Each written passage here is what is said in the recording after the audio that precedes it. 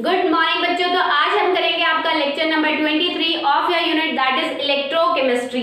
तो बेटा आज का जो हमारा टॉपिक है वो है वेरिएशन ऑफ जी। आपका क्या होता है? Conductance. Variation of conductance, conductivity, molar conductance and equivalent conductance with concentration.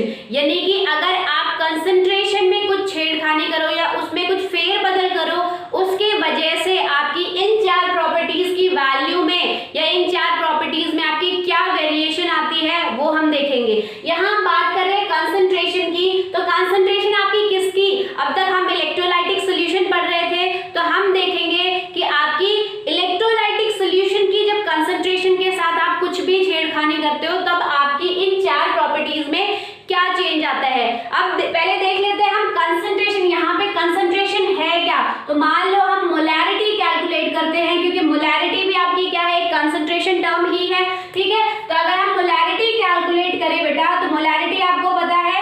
For example मैं मोलैरिटी कैलकुलेट करती हूँ। आपने मान लो NaCl इलेक्ट्रोलाइट लिया है और उसको डिसॉल्व किया है 1 लीटर सोल्यूशन में। ठीक है, आपने NaCl इलेक्ट्रोलाइट लिया है, उसको डिसॉल्व किया है 1 लीटर सोल्यूशन में। NaCl का 58.5 ग्राम आपको मास गिवन है, जो कि आपने 1 लीटर सोल्यूशन में डिसॉल्व किया है। तो अगर हमें इसकी मोलैरिटी कैलकुलेट करनी है तो देखो क्या होती है आपकी given mass 58.5 upon molar mass that is 58.5 multiply by 1000 upon 1 litre में क्या है तो 1000 ml। ठीक है, तो यहां से आपकी मोलैरिटी कितनी आएगी? इससे ये कैंसिल हो जाएगा, इससे ये कैंसिल हो जाएगा। आपकी मोलैरिटी आएगी 1 मोल पर लीटर, 1 मोल पर लीटर। यानी कि हर एक लीटर में आपकी कंसंट्रेशन कितनी है इलेक्ट्रोलाइट की? 1 मोल है। उसी को हम 1 मोलर कहते हैं या फिर 1 मोलैरिटी कहते हैं। ठीक है, अब अगर बात करें यहाँ पे मैंने क्या किया था? इलेक्ट्रोलाइटिक सोल्यूशन किसमें प्रिपेयर किया था? 1 लीटर में प्रिपेयर किया था। ठीक है, इलेक्ट्रोलाइट को कितने में डिसॉल्व किया था? 1 लीटर में डिसॉल्व किया था। अगर मैं यहाँ पे क्या कर दूं, ये सेम NaCl इतनी ही मास का डिसॉल्व करूं 2 लीटर में, तो आपकी कंसंट्रेशन क्या रहेगी? मोलैरिटी क्या रहेगी? मोलैरिटी इज इक्वल टू, ये फर्स्ट केस मान लो, ये सेकेंड केस है, व्हेन 1 लीटर, इसी सॉल्यूशन में अगर मैं 1 लीटर वाटर और ऐड कर दूं, वाटर इज एडेड, तो आपकी मोलैरिटी बेटा क्या रहेगी? Molarity is equal to given mass 58.5 upon molar mass, NaCl का मोलर मास भी 58.5 होता है, मल्टीप्लाई बाय 1000 अपॉन, अब आप 2 लीटर में प्रिपेयर कर रहे हो दैट मींस अपॉन 2000। ठीक है, तो यहां से आपका क्या आया है? 1/2 मोल पर लीटर, या फिर हम कह सकते हैं 0.5 मोल पर लीटर।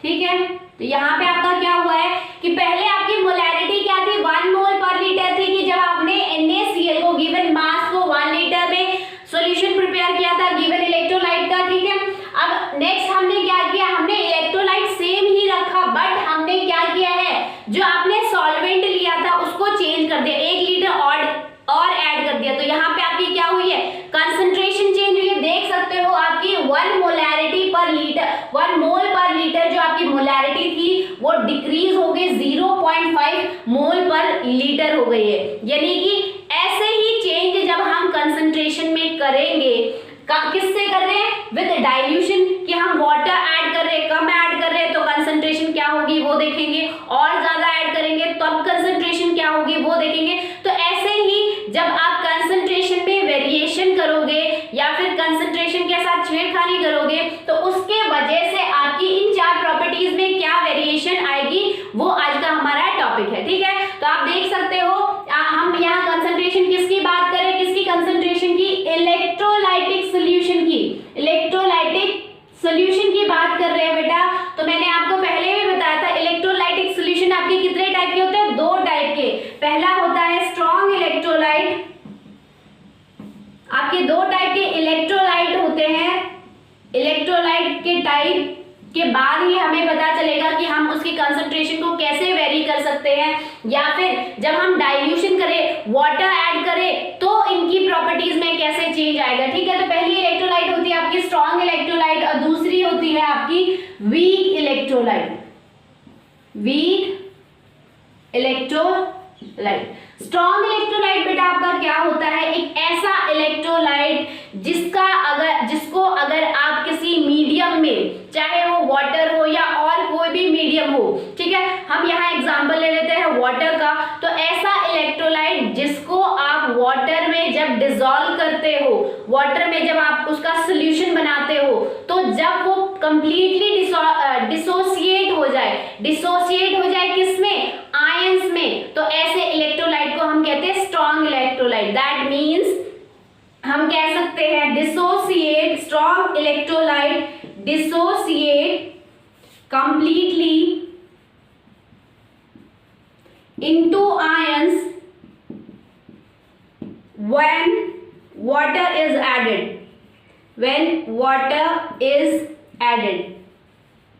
ठीक है, कि जब आप वाटर ऐड कर रहे हो तो उस टाइम आपका क्या हो रहा है, आप किसी भी पर्टिकुलर इलेक्ट्रोलाइट का जब आप वाटर में सॉल्यूशन बना रहे हो तो स्ट्रॉन्ग इलेक्ट्रोलाइट वो कहलाएगा जो कि कंप्लीटली डिसोसिएट हो रहा है किसमें, आयंस में हो रहा है। फॉर एग्जांपल हमने मान लो KCl नाम का इलेक्ट्रोलाइट लिया है और उसको वाटर में डिसॉल्व किया है, तो वो डिसोसिएट हो गया बेटा आपका into K positive and Cl negative ion में। हर एक इलेक्ट्रोलाइट वाटर में डिसॉल्व करते ही डिसोसिएट होती है उनके रिस्पेक्टिव आयंस में, एक केटायन मिलता है और दूसरा आपको एनायन मिलता है। तो अगर हम इसकी कंसंट्रेशन देखें बेटा, तो लेट सपोज हमने पहले आपका इनिशियली हमने आपका इसकी कंसंट्रेशन मान लो हमने KCl जो डिसॉल्व किया है वाटर में वो 100 मोल्स ले लिया है, तो 100 मोल्स हमने इनिशियली लिया है KCl इलेक्ट्रोलाइट का।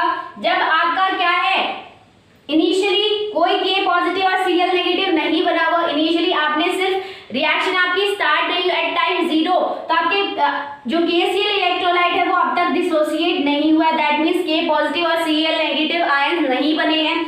उसके बाद मान लो एक टाइम t अगर हम देखें, t टाइम पे अगर देखें तो आपके 100 में से हमने देखा कि 100 मोल्स आपने डिसॉल्व किए थे, ठीक है, KCl के 100 में से आपके 100 मोल ही डिसोसिएट हो गए, यानी कि कंप्लीटली डिसोसिएशन हो गया है, ठीक है। तो जब आपके KCl 100 मोल KCl हमने लिए थे और 100 के 100 आपके KCl डिसोसिएट हो गए, तो आपको क्या मिलेगा, 100 मोल मिलेंगे आपको K पॉजिटिव आयन के और 100 ही मोल मिलेंगे आपको Cl नेगेटिव के। यहाँ से आपको समझ में आया कि आपके 100 मोल इसके थे, तो आपके ये टूट के 100 इसके देगा, 100 इसके देगा, ठीक है। तो आप कह सकते हो कि एट टाइम t हमने क्या देखा इसमें रिएक्शन में कि जो आपने इनिशियली 100 मोल्स लिए थे वो कंप्लीटली डिसोसिएट हो गए, दैट मींस 100 में से आपके 100 मोल ही डिसोसिएट हो गए हैं और क्या फॉर्म हुआ है आपके 100 moles of K positive ion and 100 moles of Cl negative ions. तो यहाँ अगर हम बात करें डिग्री ऑफ डिसोसिएशन की कि कितना डिसोसिएट हुआ है, जिसको हम अल्फा से रिप्रेजेंट करते हैं, आप पढ़ चुके हो, उसका फॉर्मूला क्या होता है, नंबर ऑफ मोल्स डिसोसिएट, कि कितने मोल्स आपके डिसोसिएट हुए हैं upon total number of moles present initially, कि इनिशियली आपके कितने total number of moles present थे। तो यहाँ अगर हम डिग्री ऑफ डिसोसिएशन निकाले, तो अगर हम पहले हम स्ट्रॉन्ग इलेक्ट्रोलाइट का ही केस ले लेते हैं, तो स्ट्रॉन्ग इलेक्ट्रोलाइट के केस में अगर हम डिग्री ऑफ डिसोसिएशन निकाले कि कितनी आपकी डिसोसिएशन हुई है, तो आपका क्या होगा, नंबर ऑफ मोल्स डिसोसिएट, कितने मोल्स आपके डिसोसिएट हुए, 100 मोल्स डिसोसिएट हुए हैं और आपने इनिशियली कितने लिए थे, आपने 100 ही मोल्स लिए थे, दैट मींस स्ट्रॉन्ग इलेक्ट्रोलाइट के केस में ये कैंसिल आउट हो जाएगा। स्ट्रॉन्ग इलेक्ट्रोलाइट के केस में अल्फा की वैल्यू हमेशा 1 होती है, यानी कि degree of dissociation of strong electrolyte is always unity. ये आपको बताता है, ये डिग्री ऑफ डिसोसिएशन आपको क्या बता रही है कि आपका जो इलेक्ट्रोलाइट था वो कंप्लीटली डिसोसिएट हो गया, इसीलिए हमने उसको क्या कहा है, स्ट्रॉन्ग इलेक्ट्रोलाइट। तो स्ट्रॉन्ग इलेक्ट्रोलाइट एक ऐसा इलेक्ट्रोलाइट होता है जिसको अगर आप किसी मीडियम में डिसॉल्व करते हो तो वो कंप्लीटली डिसोसिएट हो जाता है इनटू कैटायन एंड एनायन। तो अगर हम परसेंटेज की बात करें कि आपकी डिग्री ऑफ डिसोसिएशन कितना परसेंट हुआ है इस सॉल्यूशन में, तो आप देखो आपका डिग्री ऑफ डिसोसिएशन क्या होता है, total number of moles dissociate upon initially moles आपने कितने लिए थे, 100 थे। अब अगर हम इसकी परसेंटेज निकालें तो मल्टीप्लाई करेंगे 100 से 100 कैंसिल, आपका आंसर आएगा 100%। यानी कि डिग्री ऑफ डिसोसिएशन जो है स्ट्रॉन्ग इलेक्ट्रोलाइटिक सॉल्यूशन के केस में या स्ट्रॉन्ग इलेक्ट्रोलाइट के केस में आपकी डिग्री ऑफ डिसोसिएशन क्या होती है, 100% होती है। यानी कि कंप्लीट डिसोसिएशन होता है आपका स्ट्रॉन्ग इलेक्ट्रोलाइट का। अब अगर हम देखें आपका वीक इलेक्ट्रोलाइट का केस, तो देखो बेटा वीक इलेक्ट्रोलाइट का केस अगर हम यहाँ पे देखें तो यहाँ लिख देती हूँ स्ट्रॉन्ग इलेक्ट्रोलाइट के केस में अल्फा की वैल्यू 1 होती है और 100% डिसोसिएशन होता है, ठीक है। तो अगर हम वीक इलेक्ट्रोलाइट का केस ले, वीक इलेक्ट्रोलाइट का अगर हम केस ले, तो वीक इलेक्ट्रोलाइट आपका क्या होता है, स्ट्रॉन्ग इलेक्ट्रोलाइट का बिल्कुल अपोजिट। स्ट्रॉन्ग इलेक्ट्रोलाइट को जब आप किसी मीडियम में डिसॉल्व करते हो कंप्लीटली डिसॉल्व हो जाता है, बट वीक इलेक्ट्रोलाइट का कंप्लीटली डिसोसिएशन नहीं होता। तो हम कह सकते हैं डू नॉट डिसोसिएट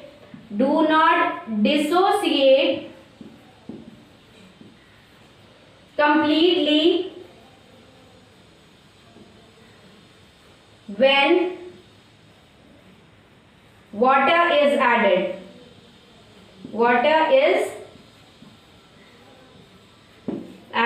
ठीक है। कि जब आप वाटर ऐड करते हो वीक इलेक्ट्रोलाइट में, वीक इलेक्ट्रोलाइट का सॉल्यूशन आप बनाते हो किसी मीडियम में, तो आपका वो जो वीक इलेक्ट्रोलाइट है वो कंप्लीटली कभी भी डिसोसिएट नहीं होता इनटू कैटायन और एनायन। आपका पूरा इलेक्ट्रोलाइट डिसोसिएट नहीं होगा, उसमें से कुछ पार्ट आपका इलेक्ट्रोलाइट का डिसोसिएट हो जाएगा, कुछ पार्ट आपका एज इट इज रिमेन रहेगा सॉल्यूशन में। तो हम देख लेते हैं फॉर एग्जांपल, मान लो हमने आपका एसिटिक एसिड लिया है दैट इज CH3COOH, वो डिसोसिएट होके आपको देता है H positive ion and CH3CO negative ion, ठीक है। तो अगर हम बात करें, लेट्स सपोज मैंने यहाँ पे इनिशियली 100 मोल्स लिए थे, 100 मोल्स आपके डिसॉल्व किए थे आपके 1 लीटर सॉल्यूशन में, ठीक है। तो मैंने देखा एट टाइम टी आपका क्या था, आपका कोई टाइम टी 0, यानी कि इनिशियली आपकी कोई डिसोसिएशन नहीं हुई, रिएक्शन स्टार्ट ही नहीं हुई है। दूसरा, अगर टाइम टी पे अगर निकालें तो यहाँ हमने देखा कि क्या हुआ है, ओनली 10% या मैं कहूँ 10 मोल्स ही 100 मोल्स में से सिर्फ 10 मोल डिसोसिएट हुए हैं। तो 100 में से कितने मोल डिसोसिएट हुए, 100 में से 10 मोल्स डिसोसिएट हुए हैं, यानी कि 10 मोल्स ऑफ CH3COH डिसोसिएट हुए हैं और क्या फॉर्म हुआ है, 10 moles of H positive ion and 10 moles of CH3COO negative ion, ठीक है। तो यहाँ पे अगर हम इस केस में डिग्री ऑफ डिसोसिएशन निकाले, आप देख सकते हो कि 100 में से सिर्फ 10 ही डिसोसिएट हुए, यहाँ पे 100 में से पूरे 100 ही डिसोसिएट हो गए, कंप्लीट डिसोसिएशन हो रहा था, ठीक है। यहाँ पे अगर हम डिग्री ऑफ डिसोसिएशन निकाले, डिग्री ऑफ डिसोसिएशन को अल्फा से डिनोट करते हैं, इसका फॉर्मूला क्या होता है, नंबर ऑफ मोल डिसोसिएट, कितने मोल डिसोसिएट हुए हैं 10 upon number of moles initially taken, initially आपने 100 मोल्स लिए थे, तो अपॉन 100 अगर हम करें तो आपका क्या होगा, आपका आंसर आएगा 0.1, यानी कि वीक इलेक्ट्रोलाइट के केस में अल्फा की वैल्यू आपकी होती है 0.1, हाँ आपकी क्या थी 1 थी, यहाँ आपकी 0.1, यानी कि कंप्लीटली डिसोसिएशन आपका नहीं हुआ। अगर हम परसेंटेज के केस में निकालें कि आपका डिग्री ऑफ डिसोसिएशन कितना परसेंट हुआ है, इस इलेक्ट्रोलाइट का डिसोसिएशन कितना परसेंट हुआ है, तो सेम वैल्यू को आप 100 से मल्टीप्लाई कर दो। तो अगर हम इसको 100 से मल्टीप्लाई करेंगे, 100 से 100 कैंसिल, आपका आएगा 10%, यानी कि इस इलेक्ट्रोलाइट का ओनली 10% जो अमाउंट है आपका इलेक्ट्रोलाइट का वही डिसोसिएट हुआ है, यानी कि कंप्लीटली डिसोसिएशन नहीं हुआ है। तो हम कह सकते हैं कि ऐसा इलेक्ट्रोलाइट जिसमें कंप्लीट डिसोसिएशन होता है, 100% डिसोसिएशन होता है, वो इलेक्ट्रोलाइट क्या होता है, स्ट्रॉन्ग इलेक्ट्रोलाइट होता है। और एक ऐसा इलेक्ट्रोलाइट जिसमें आपका डिसोसिएशन कंप्लीटली नहीं होता है, कुछ ही अमाउंट आपका डिसोसिएट होता है, कुछ ही परसेंट आपका डिसोसिएट होता है, ऐसे इलेक्ट्रोलाइट को हम कहते हैं वीक इलेक्ट्रोलाइट। इलेक्ट्रोलाइट। ठीक है, तो ये तो बात हो गई आपकी बेटा स्ट्रॉन्ग और वीक इलेक्ट्रोलाइट की। तो अगर हम बात करें ये जो डिसोसिएशन आपकी हो रही है वेरी क्यों कर रही है, किसकी वजह से कर रही है, क्या कारण है यहाँ पे, ये जो आपका डिग्री ऑफ डिसोसिएशन जो वेरी आपका आ रहा है। ठीक है, तो देखो,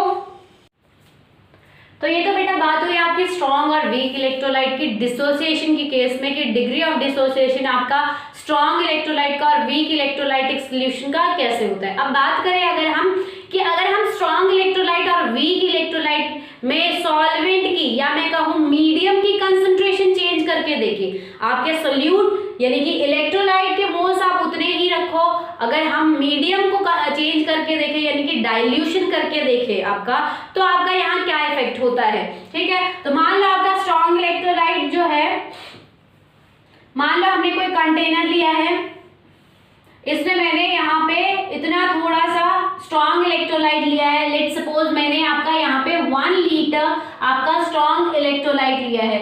ठीक है बेटा, तो यहाँ अगर इस केस में देखें तो सपोज मैंने यहाँ पे लिया है आपका NaCl ही ले लेते हैं, NaCl मैंने आपका इलेक्ट्रोलाइट लिया है 1 लीटर में मैंने NaCl के 100 मोल्स डिसॉल्व किए। ठीक है, मैंने NaCl के 100 मोल्स डिसॉल्व किए हैं। ठीक है, तो आपका क्या हुआ, क्योंकि ये स्ट्रॉन्ग इलेक्ट्रोलाइट है तो 1 लीटर में ये क्या हो जाएगा, कंप्लीटली डिसोसिएट हो जाएगा into N positive and Cl negative ions. ठीक है, तो अगर हम, तो ये तो बात हो गई जब आपकी वॉल्यूम क्या थी 1 लीटर। अगर मैं यहाँ पे डाइल्यूशन करती हूँ, डाइल्यूशन मीन्स मैं आपका और ज्यादा वाटर ऐड करती हूँ, लेट सपोज मैंने 1 लीटर वाटर सेम इसी सॉल्यूशन में 1 लीटर वाटर और ऐड कर दिया, यानी कि मोल्स आपके NaCl के सेम रखे, मैंने स्ट्रॉन्ग इलेक्ट्रोलाइट के मोल सेम रखे, सिर्फ हमने जो सॉल्वेंट लिया था उसकी कंसंट्रेशन चेंज कर दी है, या फिर मैं कहूं कि मैंने यहाँ पे क्या कर दिया है, इस इलेक्ट्रोलाइटिक सॉल्यूशन को डाइल्यूशन कर दिया, उसका डाइल्यूशन कर दिया है, उसमें और ज्यादा वाटर ऐड कर दिया। तो लेट सपोज वॉल्यूम मैंने 1 लीटर और ऐड कर दिया, तो यहाँ पे आपका क्या हुआ, वॉल्यूम जो है इंक्रीज हुई है, और कितनी हो गई, इंक्रीज हो गई, 2 लीटर आपकी वॉल्यूम बन गई है। तो यहाँ पे क्या आपको इफेक्ट शो होगा, या मैं कहूँ यहाँ आपको क्या ऑब्जर्वेशन शो होगी, जब आपका, क्योंकि हम स्ट्रॉन्ग इलेक्ट्रोलाइट पढ़ रहे हैं, स्ट्रॉन्ग इलेक्ट्रोलाइट जब बेटा आपका स्ट्रॉन्ग इलेक्ट्रोलाइट क्या होता है, जो कि ऑटोमेटिकली आपका कंप्लीटली डिसोसिएट हो जाए। तो 1 लीटर में जब आपका ये इलेक्ट्रोलाइट कंप्लीटली डिसोसिएट हो गया है, एट टाइम t की बात करें तो ये 100 मोल है, जब हमने 1 लीटर लिया है तो ये 100 मोल्स में से आपके 100 मोल्स ही डिसोसिएट हो गए हैं, तब जाके 100 मोल्स ऑफ Na पॉजिटिव और 100 मोल्स Cl नेगेटिव आपके बने हैं। ठीक है, 1 लीटर में, दैट मीन्स आपका 1 लीटर में ही कंप्लीटली डिसोसिएशन हो गया। तो जब आपने और डाइल्यूशन की, 1 लीटर और ऐड किया, तो क्या होगा, क्या और ज्यादा डाइल्यूशन होगी, नहीं, क्योंकि ऑलरेडी आपकी अल्फा की वैल्यू इस केस में 100% थी, या मैं कहूँ अल्फा की वैल्यू आपकी ऑलरेडी 1 थी, डिग्री ऑफ डिसोसिएशन आपका जब 100% था, तो चाहे आप और वाटर ऐड करते जाओ कोई इफेक्ट नहीं पड़ेगा, क्योंकि स्ट्रॉन्ग इलेक्ट्रोलाइट आपका ऑलरेडी ही कंप्लीटली डिसोसिएट हो चुका है। ठीक है, तो हम कह सकते हैं यहाँ पे ऑन डाइल्यूशन पे आपका on dilution there is no effect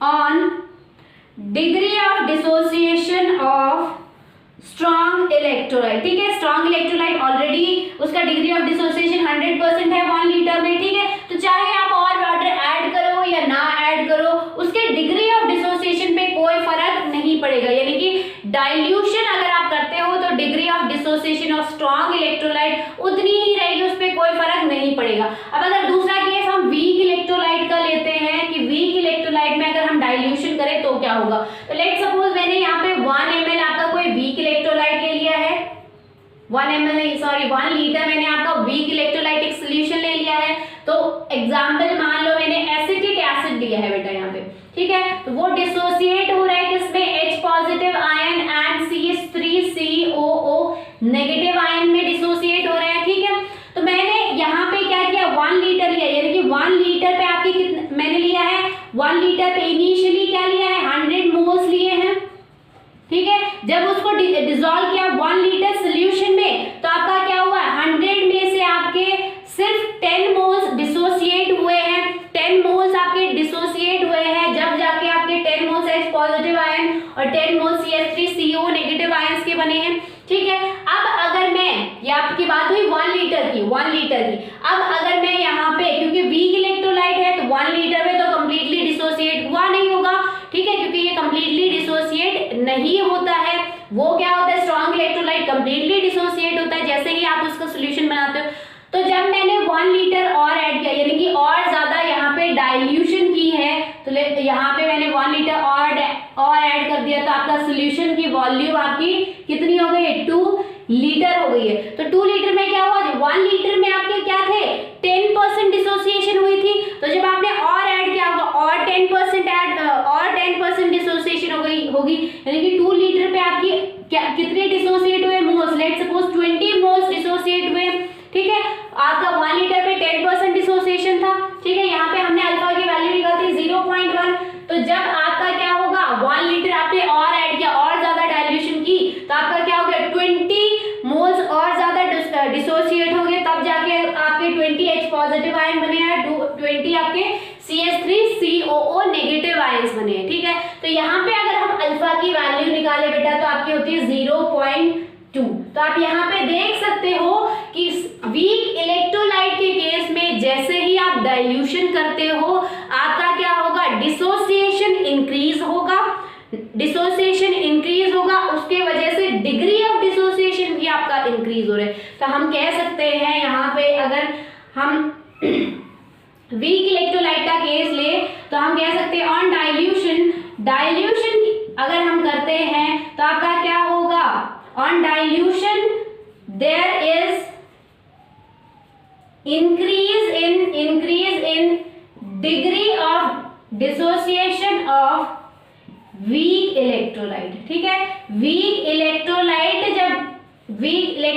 का डाइल्यूशन जब आप करोगे तो उसका डिग्री ऑफ डिसोसिएशन इंक्रीज होगा, यानी कि dilution increases, degree of dissociation also increases in case of only weak electrolyte। Strong electrolyte में कोई इफेक्ट नहीं पड़ेगा डाइल्यूशन का, वो ऑलरेडी ही पूरा कंप्लीटली डिसोसिएट हो जाता है, तो उसमें डाइल्यूशन का कोई इफेक्ट नहीं पड़ेगा। इसी लॉ को हम ऑस्वाल्ड डाइल्यूशन लॉ भी कहते हैं, जो आप लोग अपना पढ़ चुके होंगे, ठीक है। तो ये तो बात हो गई बेटा स्ट्रॉन्ग इलेक्ट्रोलाइट और वीक इलेक्ट्रोलाइट के केस में अगर हम सोल्यूशन की कंसंट्रेशन चेंज कर रहे हैं, ठीक है, कि अगर हम सोल्यूशन की कंसंट्रेशन चेंज कर रहे हैं, हम डाइल्यूशन कर रहे हैं, तो स्ट्रॉन्ग इलेक्ट्रोलाइट पे क्या इफेक्ट पड़ेगा और वीक इलेक्ट्रोलाइट पे क्या इफेक्ट पड़ेगा। अब हम बात करते हैं आपकी कंडक्टेंस की, ठीक है। हमने इलेक्ट्रोलाइट आपके दोनों टाइप के पढ़ लिए, ये दोनों मैंने इसलिए पढ़ा है क्योंकि ये आपके यूज होंगे, ठीक है। तो अगर हम बात करें आपकी कंडक्टेंस की, कि अगर आप इलेक्ट्रोलाइट का कंसंट्रेशन चेंज करते हो तो उसकी कंडक्टेंस या कंडक्टिविटी या मोलर कंडक्टेंस या इक्विवेलेंट कंडक्टेंस पे क्या इफेक्ट होगा। तो देखो बेटा, अगर हम कंडक्टेंस की बात करें कि अगर हम इलेक्ट्रोलाइटिक सॉल्यूशन का कंसंट्रेशन चेंज करते हैं या डाइल्यूशन करते हैं तो उसकी कंडक्टेंस पे, उस सॉल्यूशन की कंडक्टेंस पे आपका क्या इफेक्ट होगा। हमने पढ़ा था आपका कंडक्टेंस क्या होता है, कंडक्टेंस किस पे डिपेंड करता है, आपका जितने आपके फ्री आयंस होंगे, आप इलेक्ट्रोलाइट को मीडियम में डिसॉल्व करते हो और मीडियम में डिसॉल्व करते ही आपका जो इलेक्ट्रोलाइट है, चाहे वो वीक इलेक्ट्रोलाइट हो या स्ट्रॉन्ग इलेक्ट्रोलाइट हो, वो आयंस में डिसोसिएट हो जाता है और इन्हीं आयंस की मोबिलिटी के कारण, इन्हीं आयंस के फ्लो के कारण या मूवमेंट के कारण आपकी किसी भी सेल में या किसी भी इलेक्ट्रोलाइटिक सॉल्यूशन में कंडक्टेंस होती है, ठीक है। कंडक्टेंस या फिर हम कह सकते हैं कंडक्टिविटी ऑफ इलेक्ट्रिसिटी होती है। तो हम कह सकते हैं कि जो आपकी कंडक्टेंस होती है वो डायरेक्टली प्रोपोर्शनल होती है नंबर ऑफ फ्री आयंस, ठीक है। तो नंबर ऑफ फ्री आयन, जितने ज्यादा फ्री आयंस होंगे कंडक्टेंस भी उतनी ही होगी। कैसे, क्योंकne आपको पता है कंडक्टेंस आपकी क्या होती है, ease of flow of ions या फिर मैं कह सकती हूँ ease of mobility of ions या ease with which the ions will flow,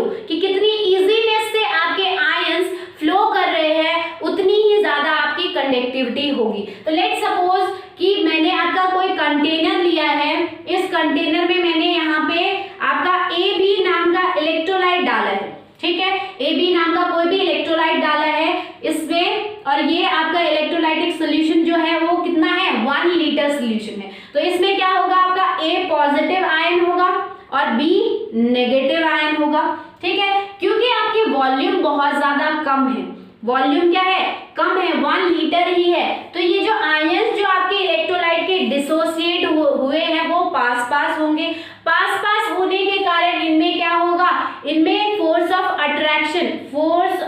attraction develop होने लगेगी। क्यों डेवलप होने लगेगी, ड्यू टू लेस वॉल्यूम कम होने के कारण इनमें जो होगी फोर्स ऑफ अट्रैक्शन क्या होगी, स्टार्ट होने लगेगी। तो फोर्स ऑफ अट्रैक्शन होने के कारण इनमें जो मोबिलिटी है इतनी ज्यादा फास्ट नहीं हो पाएगी, ठीक है। तो इसमें हम कह सकते हैं कंडक्टेंस जो होगी इतनी ज्यादा नहीं होगी। बट अगर हम बात करें डाइल्यूशन की, कि अगर हम डाइल्यूशन करें यानी कि इस सोल्यूशन की कंसंट्रेशन चेंज करें, इलेक्ट्रोलाइट की अमाउंट आप उतनी ही रखो, क्या करेंगे हम, जो आपने मीडियम लिया है उसमें मीडियम और ज्यादा ऐड कर दे। तो मान लो आपने 1 लीटर और ऐड कर दिया इसमें, ठीक है, 1 लीटर सोल्यूशन बेटा आपने और ज्यादा ऐड कर दिया है। तो 1 लीटर सोल्यूशन होने के कारण आपका क्या हो गया, ये जो AB पॉजिटिव आयन थे, A positive B negative ion जो थे वो क्या हो गए, अब उनको क्या मिल गया है, ज्यादा वॉल्यूम मिल गया या ज्यादा एरिया मिल गया है मूव करने के लिए, ठीक है। तो वो क्या हो गए, इजिली सेपरेट आउट हो गए, इन आयंस में क्या हो गई है, सेपरेशन हो गई है, और सेपरेशन के कारण ये इजिली फ्लो कर पा रहे हैं, और इजिली फ्लो करने के कारण इनकी कंडक्टेंस भी जो है वो क्या हो गई है, बढ़ गई है। तो हम कह सकते हैं क्या कि ऑन डाइल्यूशन आपका क्या होगा, जैसे ही आप डाइल्यूट करोगे, ए बी क्या है आपका, ए पॉजिटिव और बी नेगेटिव आयंस में डिसोसिएट हो रहा है, ठीक है। तो ऑन डाइल्यूशन आपका क्या हो रहा है, पहले स्पेस कम थी, वॉल्यूम कम थी, तो स्पेस कम थी, आयंस की मोबिलिटी के कारण या मूवमेंट, आयंस की फ्लो जो है वो ठीक से नहीं हो पा रही थी, ठीक है। उसके कारण अब अगर हम डाइल्यूशन करते हैं तो आपका क्या हो गया, वॉल्यूम इंक्रीज हो गई है, वॉल्यूम इंक्रीज होने के कारण आयंस को अब फ्री स्पेस मिल गई है, उतनी ही वॉल्यूम में आपके उतने ही आयन है, वॉल्यूम आपकी इंक्रीज हो गई है, मतलब ज्यादा वॉल्यूम में उतने ही आयन है, ठीक है। तो वो आयंस इजिली मूव कर पा रहे हैं, तो उसमें फास्ट मूवमेंट होगी, तो आपकी कंडक्टेंस क्या होगी, इंक्रीज होगी। तो हम कह सकते हैं ऑन डाइल्यूशन योर कंडक्टेंस, जिसको हम G से, कैपिटल G से रिप्रेजेंट करते हैं, इंक्रीजेस, ठीक है। डाइल्यूशन जो है, डाइल्यूशन करते ही जो आपकी कंडक्टेंस होगी किसी भी इलेक्ट्रोलाइट की वो इंक्रीज हो जाएगी। अब हम बात करते हैं बेटा स्ट्रॉन्ग इलेक्ट्रोलाइट और वीक इलेक्ट्रोलाइट के केस में क्या होगा। स्ट्रॉन्ग इलेक्ट्रोलाइट का अगर हम डाइल्यूशन करते हैं तो डिसोसिएशन पे तो कोई फर्क नहीं पड़ेगा, डिग्री ऑफ डिसोसिएशन पे कोई फर्क नहीं पड़ेगा, बट कंडक्टेंस पे अगर बात करें तो जब आप स्ट्रॉन्ग इलेक्ट्रोलाइट में क्या कर रहे हो, डाइल्यूशन कर रहे हो, वाटर ऐड कर रहे हो, तो उसके आयंस को भी ज्यादा स्पेस मिल गई है मूव करने के लिए। आयंस आपके ऑलरेडी डिसोसिएट हो चुके हैं कंप्लीटली 1 लीटर में, बट जैसे ही आपने वाटर और ज्यादा ऐड किया तो आपकी क्या मिल गई, फ्री स्पेस मिल गई है मूवमेंट के लिए। फ्री स्पेस होने के कारण आपका क्या हो गया, कंडक्टिविटी मूवमेंट जो होगी आयंस की फास्ट होगी, और मूवमेंट आयन की फास्ट होने के कारण कंडक्टेंस आपकी इंक्रीज हो गई। अगर हम दूसरी तरफ बात करें वीक इलेक्ट्रोलाइट की, तो वीक इलेक्ट्रोलाइट के केस में तो 2 चीजें हो रही है वेरीफाई। पहली तो डाइल्यूशन पे आप उसकी डिग्री ऑफ डिसोसिएशन भी इंक्रीज हो रहा है, और दूसरा आपका क्या है कि वही सेम केस कि जैसे ही आपने डाइल्यूशन किया है, वॉल्यूम इंक्रीज हुआ है, आयंस को फ्री स्पेस मिली है मूवमेंट के लिए, तो फास्ट मूवमेंट होगी, फास्ट मूवमेंट के कारण आपकी कंडक्टेंस इंक्रीज होगी। तो हम कह सकते हैं on dilution conductance increases for या of both strong and weak electrolyte, both strong electrolyte and weak electrolyte, की स्ट्रॉन्ग इलेक्ट्रोलाइट और वीक इलेक्ट्रोलाइट दोनों की ही डाइल्यूशन अगर आप करोगे तो उनकी कंडक्टेंस इंक्रीज होगी, ठीक है। इसको मैशअप नहीं करना है डिग्री ऑफ डिसोसिएशन से, डिग्री ऑफ डिसोसिएशन आपका अलग केस था। अब हम बात कर रहे हैं सॉल्यूशन की कंडक्टेंस की, तो कंडक्टेंस आपका क्या होगा, आपका कंडक्टेंस जो है इंक्रीज होगा जैसे ही आप आप डाइल्यूशन करते हो दोनों ही इलेक्ट्रोलाइट्स का, ठीक है। अब अगर हम बात करते हैं, ये तो बेटा हो गई आपकी कंडक्टेंस की, ठीक है। तो कंडक्टेंस डाइल्यूशन किया तो ease of flow of ion directly proportional है उससे कंडक्टेंस, ठीक है। जितनी ज्यादा फ्लो ऑफ आयंस होगी, जितनी ज्यादा फ्री आयंस होंगे, उतनी ही ज्यादा कंडक्टेंस होगी। जितने इजीली आपके आयंस मूव करेंगे, उतनी ही ज्यादा कंडक्टेंस होगी। तो वॉल्यूम इंक्रीज होने के कारण ईज ऑफ फ्लो आपका क्या हो गया, इंक्रीज हो गया है, तो उसकी वजह से कंडक्टेंस भी आपकी इंक्रीज हो गई। नेक्स्ट अगर हम बात करें आपकी कंडक्टिविटी की, कि कंडक्टिविटी का क्या इफेक्ट होता है, कंडक्टिविटी पर क्या इफेक्ट होता है कंसंट्रेशन चेंज होने पे। तो देखो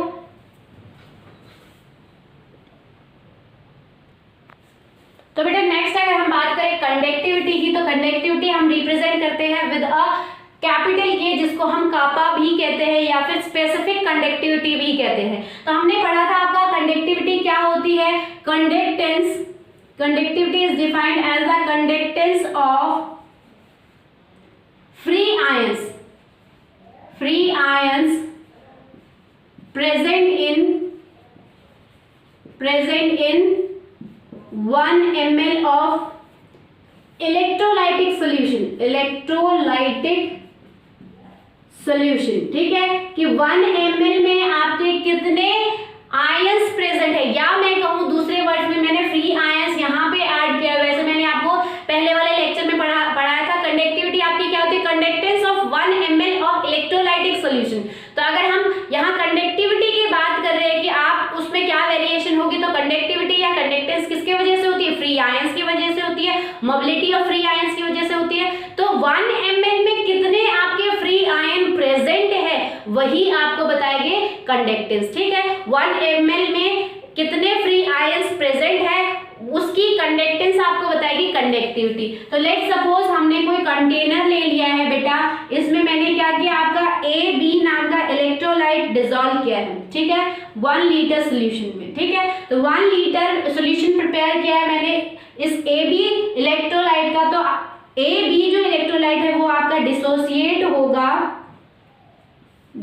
होगा A पॉजिटिव और B नेगेटिव में, ठीक है। तो A पॉजिटिव और B नेगेटिव, ठीक है, ऐसे डिसोसिएट होंगे। तो ऐसे टाइप के बहुत सारे आयंस होंगे। तो लेट्स सपोज कि 1 ml में आपके A पॉजिटिव और B नेगेटिव जो है टोटल जो फ्री आयंस है वो कितने हैं, 4 हैं, ठीक है। तो आपके टोटल फ्री आयंस कितने हैं, 4 हैं। आपको पता है कंडक्टिविटी मैंने क्या लिखी है यहाँ पे, 4 आयंस, यानी कि 4 आयंस पर लीटर। 1 लीटर में कितने हैं, 4 आयंस, यानी कि कंडक्टिविटी यहाँ पे क्या है, 4 आई है, ठीक है। ये इसका कोई फॉर्मूला नहीं है, मैं आपको एक हाइपोथेटिकल कॉन्सेप्ट क्लियर कर रही हूँ, ठीक है। ये एक हाइपोथेटिकल कॉन्सेप्ट है कि आपकी कंडक्टिविटी आप कैसे देख सकते हो, ठीक है। अब अगर मैं इसमें डाइल्यूशन करती हूँ, मैं अगर यहाँ पे डाइल्यूशन करती हूँ, दैट मीन्स अगर मैं यहाँ पे और ज्यादा मीडियम ऐड करती हूँ या सॉल्वेंट ऐड करती हूँ, तो सपोज मैंने यहाँ पे क्या किया, 1 लीटर और ऐड कर दिया है, तो टोटल आपकी वॉल्यूम हो गई 2 लीटर, ठीक है। अब आपका क्या हो गया है, इन आयंस को फ्री स्पेस मिल गई है, इन आयंस को क्या मिल गई, फ्री स्पेस मिल गई है, ये इजीली ऐसे मूव करेंगे। तो आपका क्या होगा, कंडक्टिविटी क्या होगी इस केस में, 2 लीटर्स के केस में आपकी कंडक्टिविटी क्या होगी, आपका क्या था, 4 आयंस पर लीटर था, यानी कि सॉरी पर लीटर था आपका, या मैं कहूँ 1 ml ले लो, इसको 1 ml ले लो, लीटर ले लिया मैंने, 1 ml ले लो, ठीक है। तो 1 ml में आपका क्या था, 4 आयंस थे पहले इस टाइप से, ठीक है। तो हमने क्या कहा था, कंडक्टिविटी उसकी क्या होगी, 4 आयंस पर ml, 4 आयंस पर ml, तो आपकी कंडक्टिविटी 4 निकली थी। अब जब आपने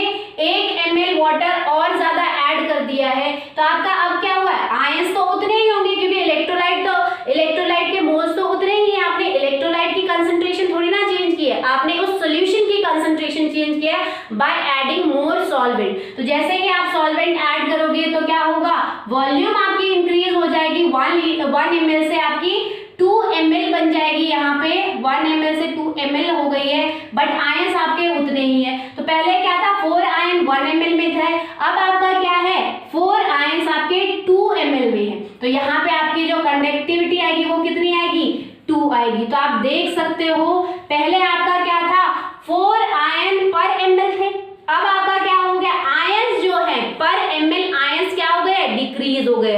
क्यों डिक्रीज हो गए, क्योंकि जैसे ही आपने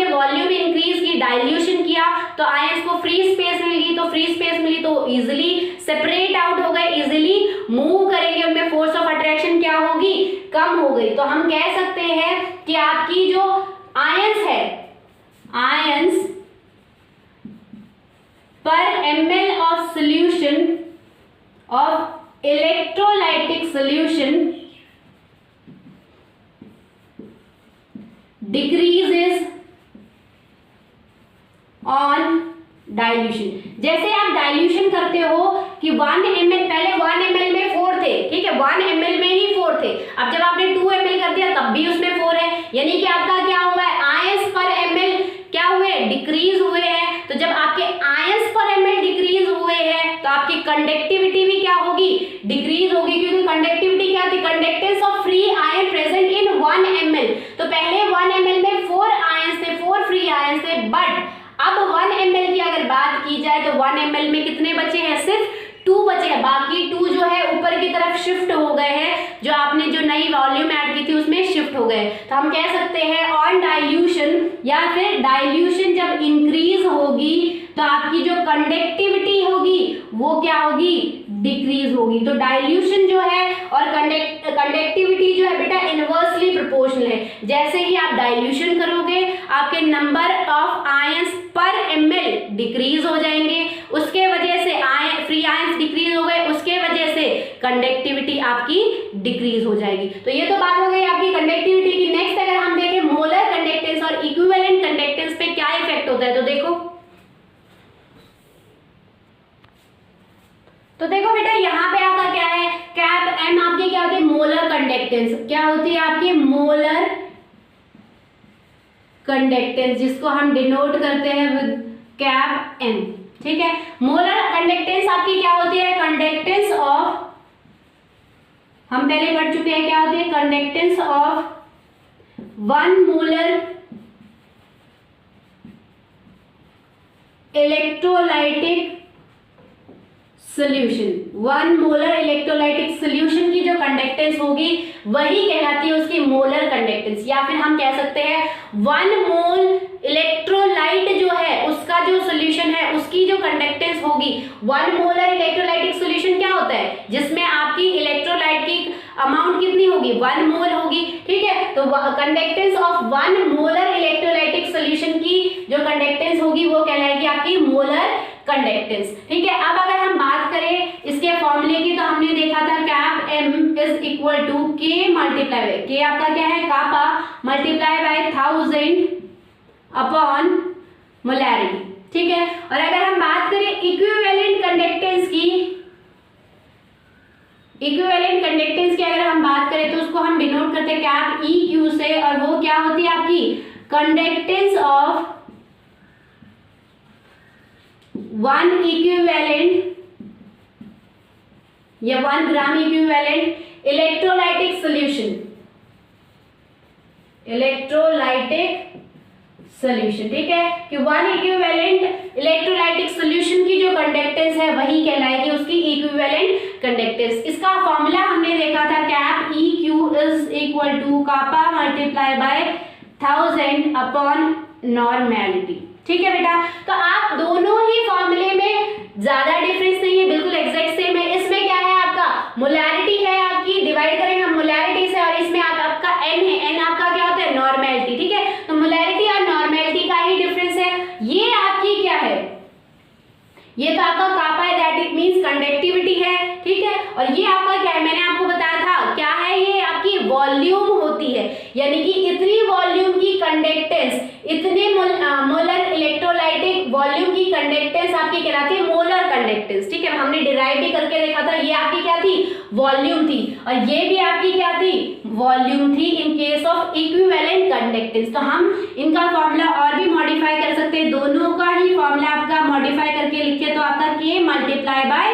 वॉल्यूम कह सकते हैं हम। तो बेटा यहाँ पे आपका क्या हो रहा है, आप डाइल्यूशन पे क्या करते हो, वॉल्यूम को इंक्रीज करते हो, डाइल्यूशन ऑन डाइल्यूशन, जब आप डाइल्यूशन करते हो तो आपका क्या होगा, वॉल्यूम तो इंक्रीज होती है, बट अभी आपने देखा कि डाइल्यूशन पे आपकी कंडक्टिविटी डिक्रीज होती है, क्योंकि on dilution number of free ion पर ml डिक्रीज होते हैं, इसीलिए आपकी कंडक्टिविटी डिक्रीज होती है। तो हम कह सकते हैं कंडक्टिविटी जो है आपकी क्या होगी, डिक्रीज होगी। ठीक है, तो आपके दोनों फैक्टर अलग अलग वेरिएशन शो कर रहे हैं। डाइल्यूशन पे वॉल्यूम इंक्रीज हो रही है, कंडक्टिविटी डिक्रीज हो रही है। बट एक्सपेरिमेंटली हमें ये पता लगा है कि जो वॉल्यूम का इंक्रीमेंट है या फिर वॉल्यूम जो आपकी इंक्रीज हो रही है वो ज्यादा इंक्रीज हो रही है एज कंपेयर टू के। ठीक है, तो के जो है डिक्रीज हो रहा है स्लाइटली, हम कह सकते हैं के जो है स्लाइटली डिक्रीज हो रहा है, और v जो है वॉल्यूम जो है इंक्रीज हो रहा है रेपिडली। ठीक है, जैसे मान लो आपका वॉल्यूम, मान लो आपकी कोई आपकी मदर है, वो आपकी मान लो 10 रोटीज बना रही है। ठीक है, वॉल्यूम आपकी मदर है 10 रोटी बना रही है। ठीक है, और आप हो, कापा आप हो।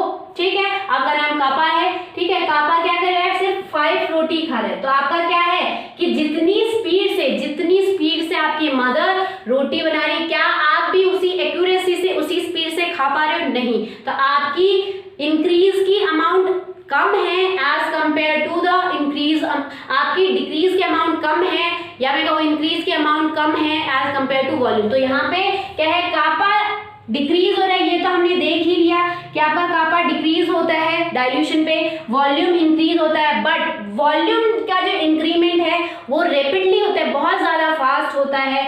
बट कापा का जो डिक्रीमेंट है, डिक्रीज होना है, उसकी जो वैल्यू जितनी डिक्रीज होती है वो स्लोली होती है। ठीक है, तो ओवरऑल हम कह सकते हैं ये ज्यादा फास्टली इंक्रीज होगा, ये स्लोली आपका डिक्रीज होगा। तो ओवरऑल आपका क्या कह सकते हैं हम कि मोलर कंडक्टेंस और इक्विवेलेंट कंडक्टेंस दोनों ही आपकी क्या होती है, ऑन डाइल्यूशन उनकी कंडक्टेंस, मोलर कंडक्टेंस और इक्विवेलेंट कंडक्टेंस इंक्रीज होती है। ठीक है, तो हम कह सकते हैं on dilution the molar conductance and equivalent conductance increases। ठीक है बेटा, तो डाइल्यूशन पे आपकी मोलर कंडक्टेंस और इक्विवेलेंट कंडक्टेंस दोनों ही इंक्रीज होती है। तो आज हमने देखा आपका कि कंसंट्रेशन का, या मैं कहूँ इलेक्ट्रोलाइटिक कंसंट्रेशन के साथ अगर हम छेड़खानी करते हैं तो उसका इफेक्ट कंडक्टेंस पे क्या पड़ता है, उसका इफेक्ट अगर आपका स्ट्रॉन्ग या वीक इलेक्ट्रोलाइट है उस पे क्या पड़ता है, उसका इफेक्ट कंडक्टिविटी पे क्या पड़ता है, उसका effect molar and equivalent conductance पे क्या पड़ता है। तो ये जो टॉपिक है आपका एनसीईआरटी बुक में बेटा एक पैराग्राफ में ही दिया है, बट ये आपका बेस है, इसमें ये समझना बहुत ज्यादा जरूरी है। तो नेक्स्ट जो आपका ग्राफ से एक्सप्लेन किया है आपका कोलाज लॉ, वो हम आपके नेक्स्ट लेक्चर में करेंगे। आई होप आज का कंसेप्ट आपको समझ में आया होगा। That's all for today, thank you.